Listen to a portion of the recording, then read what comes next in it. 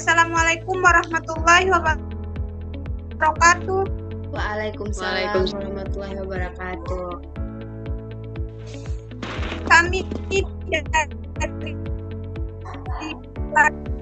4P itu saya akan memperkenalkan anggota kelompok kami. Saya sendiri sebagai moderator Sema Putri Samuel. Pemateri pertama Lili Nurjana Siolimbona, pemateri kedua Telma Srivela Manuhutu, dan pemateri ketiga Winda Solisa. Untuk pemateri pertama dipersilakan untuk Baik, sebelumnya terima kasih kepada moderator sudah memberikan waktu kepada saya materi pertama untuk menjelaskan bagian materi saya. Di sini materi kelompok kami yaitu tentang keamanan jaringan. Sebelum katong masuk di keamanan jaringan, katong mesti ketahui dulu apa itu keamanan jaringan. Keamanan jaringan itu berarti dia meliputi katong pun keamanan digital itu akan aman, sandi aman, tanda tangan digitalnya aman, dan aman dari hacker.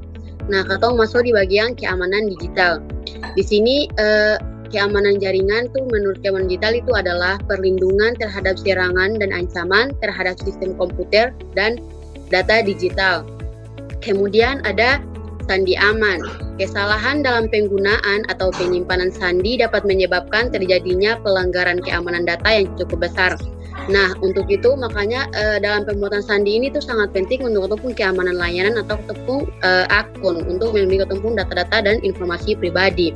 Makanya untuk itu dalam pembuatan sandi itu nanti katong tuh mesti bikin sandi atau buat sandi yang berkarakteristik. Misalnya nih, pada saat katong membuat sandi tuh minimal panjang katong pun sandi tuh 12 sampai 16 karakter. Terus sandinya tuh mesti kompleksitas tuh maksudnya tuh di mana katong menggunakan gabungan huruf besar, huruf kecil, terus dalamnya tuh ada simbol dan angka dalam pembuatan sandi.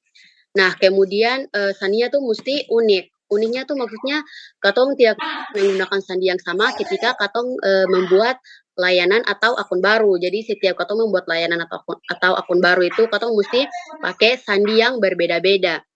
Nah, kemudian tuh sandinya tuh juga harus diperbaharui secara berkala. Ini tuh supaya akan mengurangi resiko akses jangka panjang oleh pihak yang tidak sah nanti, yang nanti mau serang katompung akun atau katompung layanan. Nah, kemudian tuh selanjutnya ada tanda tangan digital. Di sini tanda tangan digital adalah cara yang aman dan sah untuk mengidentifikasi pengguna dan mengamankan data. Misalkan tanda tangan digital nih contohnya. Contohnya tuh kayak misalkan seseorang mengirim email yang berisi dokumen penting dan dia ingin memastikan integritas dan keaslian dokumen tersebut. Makanya untuk memastikan itu keaslian dokumen tersebut, mereka menggunakan perangkat lunak untuk menghasilkan tanda tangan digital. Tanda tangan digital tuh hasilnya tuh seperti sandi tadi yang katong bikin tuh yang akan berkarakter yang tadinya ada huruf besar, huruf kecil, ada angkanya dan ada simbolnya. Tujuan dari tanda tangan digital ini sebenarnya untuk autentikasi, kemudian terjaga integritasnya data-data kita dan tidak dapat dihapus. Tidak dapat dihapus itu maksudnya pada saat katong melakukan transmisi kayak katong kirim katong pung file penting ke orang begitu toh. Nah, nanti saya bisa hapus karena ini tanda tangan digitalnya tuh sudah terkirim begitu. Kemudian ada hacker. Nah, hacker ini maksudnya tuh adalah perlindungan terhadap serangan dan ancaman terhadap sistem komputer dan data digital. Di mana hacker biasanya dalam keamanan jaringan itu ada 3 hacker yang dikenal. Di mana pertama itu adalah white hat hacker. Nah, white hat hacker ini dia merupakan hacker baik. Biasanya hacker ini tuh dia dipekerjakan oleh sebuah perusahaan itu untuk melindungi data-data penting dalam perusahaan tersebut. Nah, hacker white ini juga kadang dia menambahkan kayak dia kasih tambah, kayak dia aktivitas dia kasih tambah, kayak dia bilang pada perusahaan, oh ini tuh mesti dalam keamanan ini, katong mesti tambah ini, supaya dia lebih memperkuat keamanan itu nanti dari para penyerang-penyerang. Nah, kemudian kedua tuh ada black hat hacker. Nah, black hat hacker ini dia merupakan hacker-hacker jahat. Nah, hacker-hacker ini nih dia bukan dia tuh cuma untuk merusak, membobol, terus dia mencuri, menghapus data-data ketemu data-data pribadi. Kemudian yang ketiga tuh ada hacker grey hat hacker, di mana hacker ini tuh dia berdiri yang di tengah-tengah antara white hat hacker dan black hat hacker. Dia pun tugas tuh cuma kayak masuk, terus dia melihat dia masuk dalam katong pun data pribadi, terus nanti di situ dia lihat katong pun kelemahan-kelemahan data pribadi ada apa, terus nanti dia ambil akan katong pun kelemahan itu, terus nanti dia expose akan ke dunia-dunia sosial media begitu supaya orang tahu oh perusahaan ini dia pun kelemahan ini. Kemudian ada katong masuk di ancaman keamanan jaringan, di mana yang pertama itu ada virus dan malware. Nah, virus dan malware ini dia dapat merusak sistem dan data, serta dia membuka pintu bagi para peretas untuk melakukan serangan pada katompung jaringan. Contohnya cara kerja virus. Cara kerja virus ini ketika katompung program atau file itu dia yang terinfeksi ini dia terbuka, maka virus ini dia akan mengaktifkan dirinya dan dapat melakukan berbagai tindakan merusak seperti menghapus file, mencuri data, atau memperlambat katompung kinerja sistem.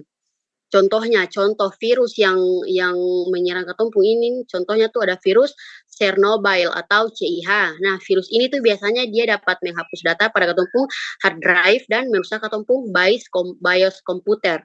Kemudian yang kedua tuh ada virus I love you. Virus ini tuh dia berbasis email yang menyebar melalui katompung lampiran email dan dia menginfeksi file di katompung komputer nanti. Kemudian malware. Nah, malware ini dia ada berbagai jenis perangkat lunak berbahaya termasuk virus tadi, kemudian ada worm, Trojan horse, kemudian ada spyware, adware, dan ada berbagai macam malware. Cara kerjanya itu malware ini dia bervariasi tergantung pada jenisnya. Ada beberapa jenis malware tuh dia dapat menginfeksi sistem tuh melalui file yang katong unduh tadi lampiran email yang katong unduh atau situs-situs web yang terinfeksi. Nah, sementara malware yang lainnya itu dia dapat menyebar sendiri melalui jaringan atau perangkat yang terhubung. Kemudian katong masuk kepada kedua ancaman keamanan jaringan yaitu phishing. Di mana phishing ini adalah teknik yang digunakan oleh peretas atau penyerang untuk mencuri data pribadi dengan menyamar sebagai sumber yang terpercaya. Contohnya dia menyamar jadi sumber-sumber terpercaya nih. Contohnya tuh kayak ketika katong menerima email yang tampaknya dari bank Anda. Nah, bank Anda nih kan pasti dari sumber-sumber yang katong percaya toh, nah akan menyamar jadi situ, akan kirim lewat email yang dari situ toh. Nah, di situ nanti akan meminta katong untuk mengklik tautan dan memperbaharui informasi akun katompung akun. Nah, nanti dalam tautan tersebut dia akan mengarahkan Anda untuk ke situs web palsu yang tampak seperti situs asli bank. Nah, nanti di situ dalamnya tuh nanti dong disuruh katong tuh para isi katompung informasi pribadi. Nah, kalau katong susi katong punya informasi pribadi, otomatis nanti itu akan memudahkan dong untuk meretas katompung informasi pribadi.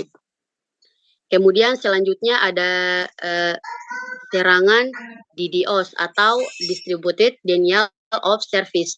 Di sini dia mengakibatkan server sasaran menolak permintaan koneksi, kemudian dia memanjiri jaringan dan menyebabkan kelambatan.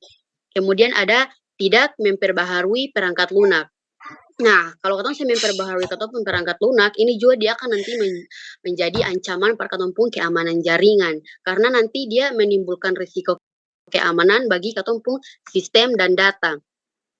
Karena hal ini ketika katong seng memperbaharui katompung perangkat lunak, nanti hal ini nanti dia membuat katompung sistem tuh akan rentan terhadap serangan cyber seperti malware tadi, hacker tadi, karena kerentanan yang diketahui tadi tidak diperbaiki, akibatnya katompung data dan sistem tadi bisa dieksploitasi oleh penyerang nanti. Kemudian katong masuk pada teknik-teknik keamanan jaringan. Yang pertama tuh ada enskripsi. Di sini enskripsi adalah proses pengkodean data sehingga hanya pihak yang sah yang dapat mengaksesnya. Contoh enskripsi ini ada HTTPS, ada VPN, dan ada email enskripsi, di mana HTTPS ini dia menggunakan enskripsi untuk melindungi data yang dikirim antara browser dan server web. Kemudian ada VPN. Di sini VPN dia menggunakan enkripsi untuk membuat koneksi internet yang aman dan pribadi. Dan kemudian ada email enkripsi. Di sini dia melindungi katong isi email sehingga hanya penerima yang dituju yang dapat membacanya. Kemudian ada token authentication, di mana token authentication ini digunakan untuk memverifikasi pengguna dan memberikan akses ke sistem atau aplikasi.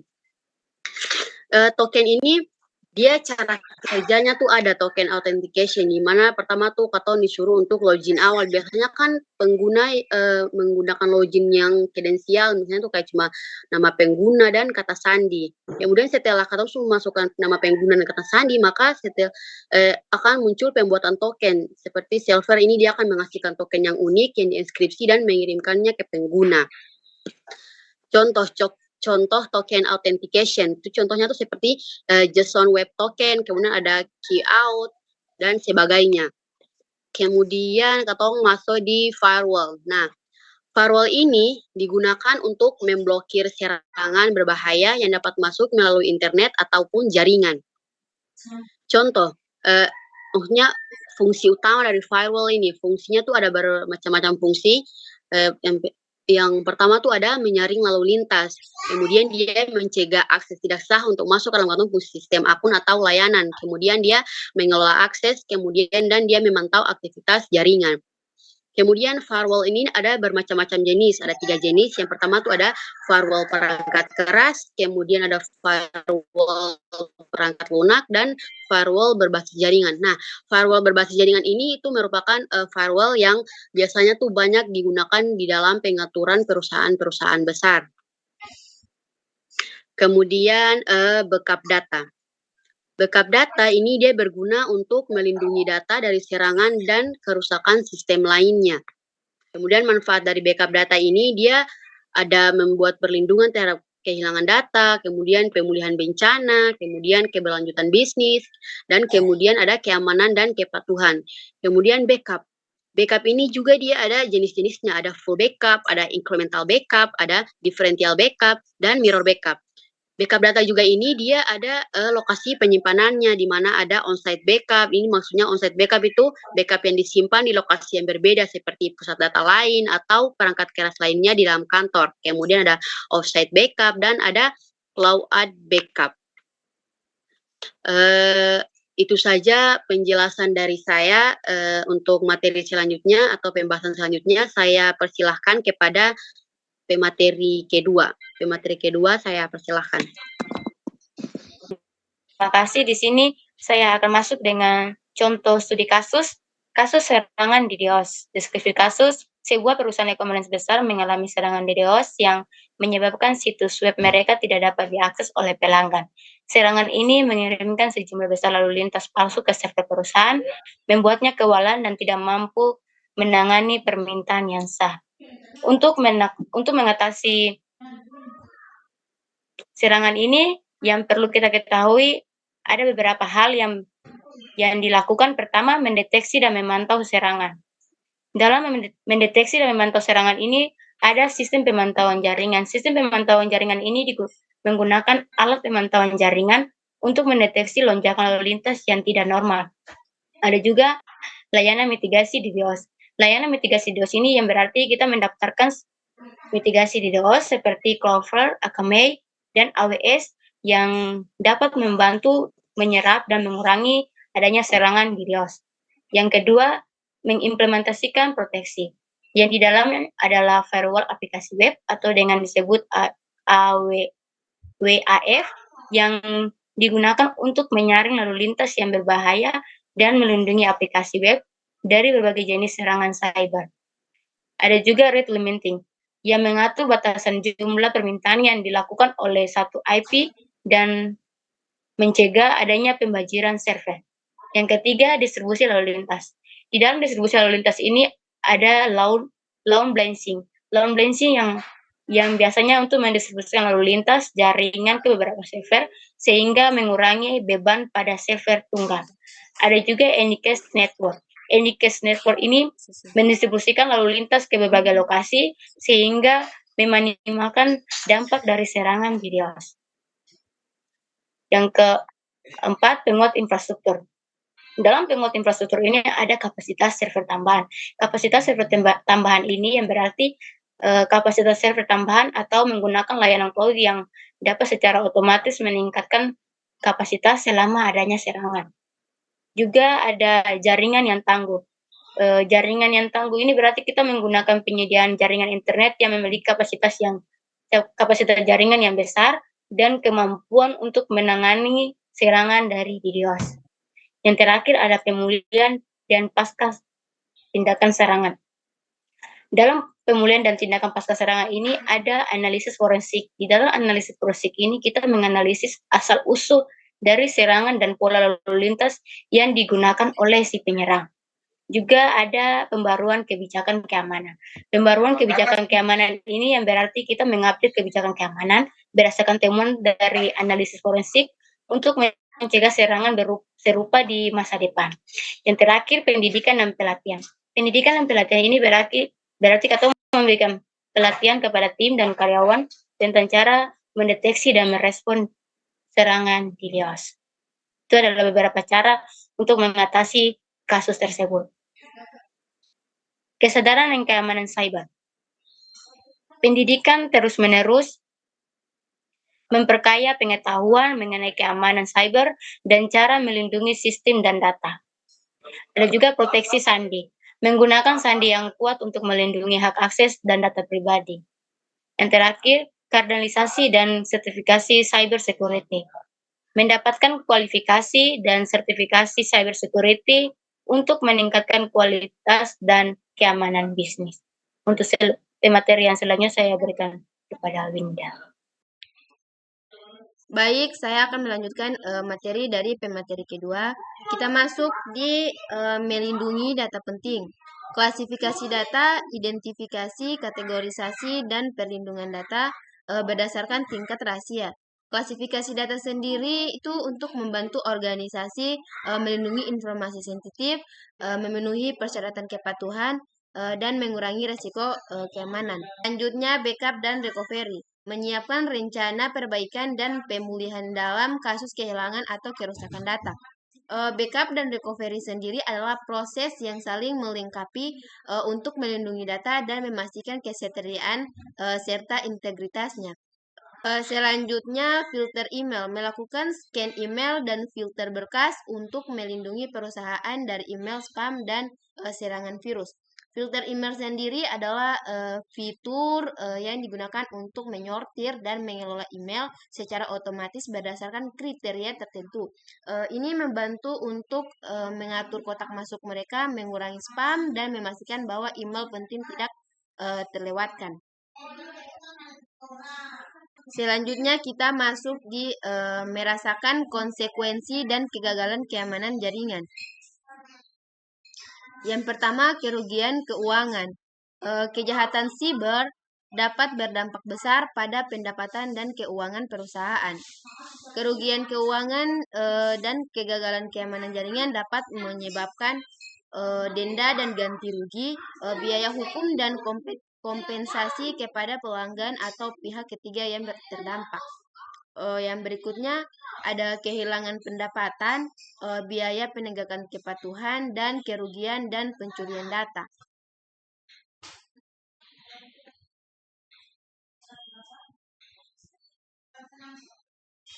Selanjutnya, kerusakan reputasi. Serangan keamanan digital dapat menyebabkan kerusakan masa depan dan citra perusahaan. Kerusakan reputasi akibat kegagalan keamanan jaringan dapat menyebabkan penurunan kepercayaan pelanggan. Pelanggan mungkin kehilangan kepercayaan terhadap keamanan dan integritas perusahaan. Yang berikutnya, citra merek yang buruk. Insiden dapat merusak citra merek dan mengurangi daya tarik perusahaan di pasar. Yang berikutnya, dampak dan relasi bisnis. Mitra dan pemasok mungkin mengurangi atau menghentikan kerjasamanya, menurunkan nilai saham. Perusahaan publik mungkin mengalami penurunan serta saham. Yang terakhir, berita negatif. Publikasi berita negatif dan ulasan buruk yang memperburuk dampak jangka panjang dan reputasi perusahaan. Yang berikutnya potensi masalah hukum.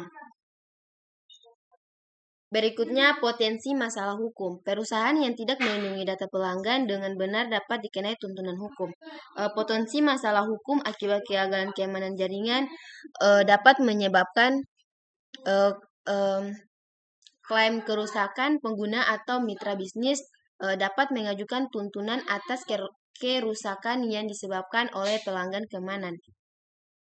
Yang berikutnya, litigasi, proses hukum yang mungkin memerlukan waktu dan biaya yang signifikan.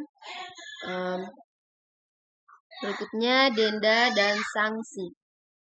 Regulasi perhubungan data, denda untuk pelanggaran regulasi seperti GDPR atau CCPA jika data pribadi diakses atau dibocorkan tanpa izin.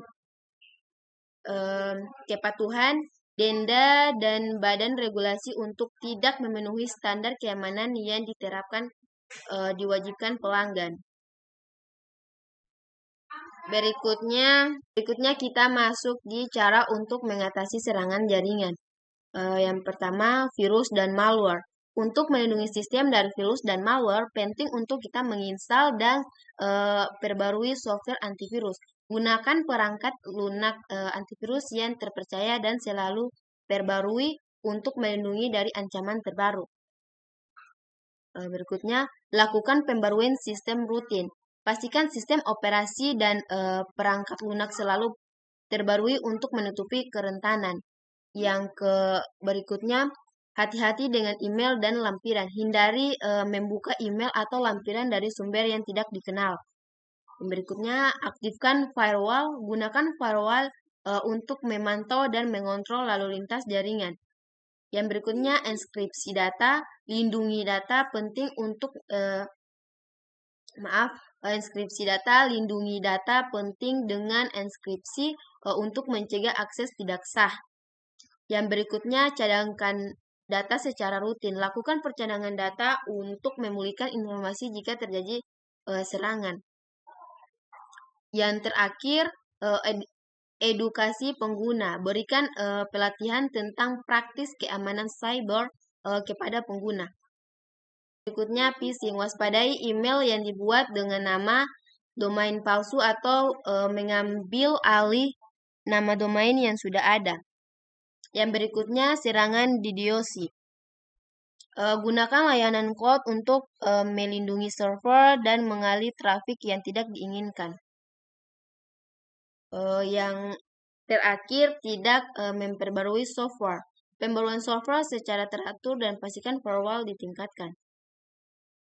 Tidak memperbarui software meningkatkan risiko keamanan, menyebabkan masalah kinerja dan kehilangan fitur baru. Untuk mengatasi masalah ini, penting untuk kita menjadwalkan dan aktifkan pembaruan otomatis untuk memastikan software selalu terbaru. Yang kedua, gunakan alat manajemen patch untuk mengelola pembaruan dengan efisien. Yang ketiga, pantau kerentanan keamanan secara aktif dan lakukan pemindai secara berkala. Yang terakhir, cadangkan data secara rutin untuk melindungi informasi jika terjadi masalah setelah pembaruan. Itu saja materi dari saya. Untuk materi selanjutnya, saya berikan kepada pemateri berikutnya. Oke, di sini kesimpulan dari presentasi kami yaitu keamanan jaringan adalah praktik melindungi jaringan komputer dari ancaman dan akses tidak sah. Ini mencakup berbagai teknik dan alat seperti firewall, enskripsi, antivirus, dan kontrol akses. Untuk memastikan kerahasiaan, integritas, dan ketersediaan data, tujuannya adalah untuk mencegah serangan cyber, kebocoran data, dan gangguan layanan yang dapat merugikan individu maupun organisasi. Demikian presentasi dari kelompok kami, kurang dan lebihnya kami mohon maaf. Wabillahi taufiq wal hidayah. Wassalamualaikum warahmatullahi wabarakatuh. Selamat siang. Waalaikumsalam warahmatullahi wabarakatuh. Siang.